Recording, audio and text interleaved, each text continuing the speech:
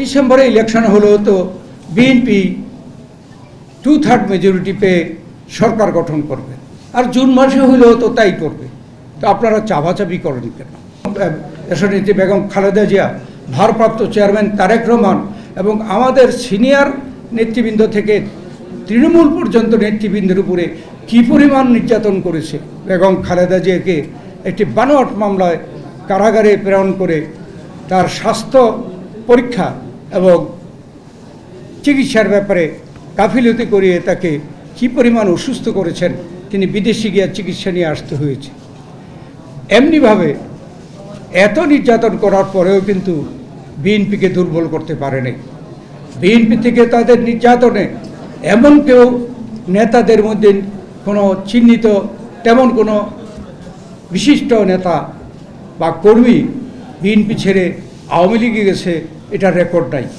অতএব আমরা এত বড় দুর্দিন পার হয়ে এসেছি, সংগ্রাম আন্দোলনের মধ্যে আমরা টিকে আছি, যার জন্য বাংলাদেশে আজকে বিএনপি হচ্ছে একমাত্র জনপ্রিয় দল এবং সকলে এটা বিশ্বাস করে।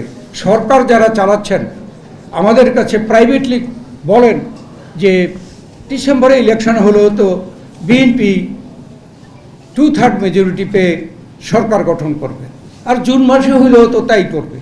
তো আপনারা চাপাচাপি করেন কেন? আমরা কিছুদিন আগে প্রধান উপদেষ্টার আমন্ত্রণে আমরা গিয়েছিলাম। কালার এক্সপার্ট, জর্জ স্যাপ এবং মাইল্ড অন হ্যান্ডস টেকনোলজি সমৃদ্ধ অরিক্স ক্রিস্টাল ওয়াশ আপনার লন্ড্রি এক্সপার্ট।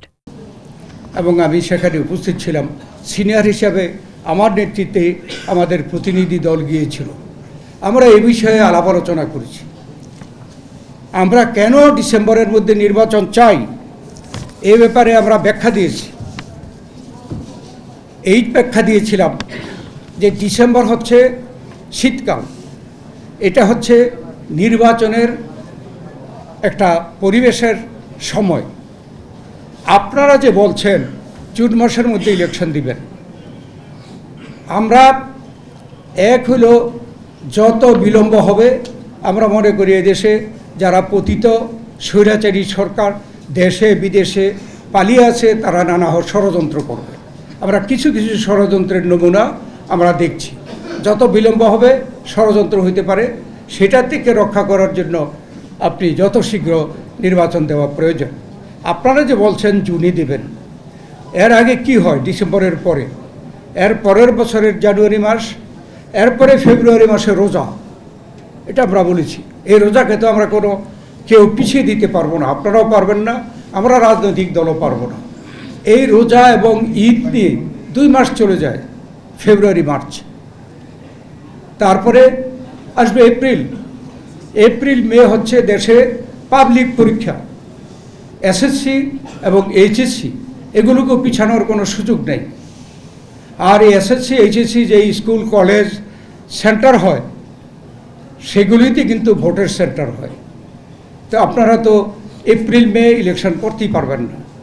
আর জুন মাসে পুরোপুরি বর্ষাকাল চলে আসে।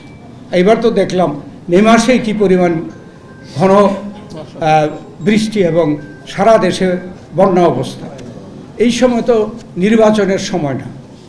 তাই আমরা মনে করি যে ডিসেম্বরের মধ্যেই নির্বাচন সম্ভব।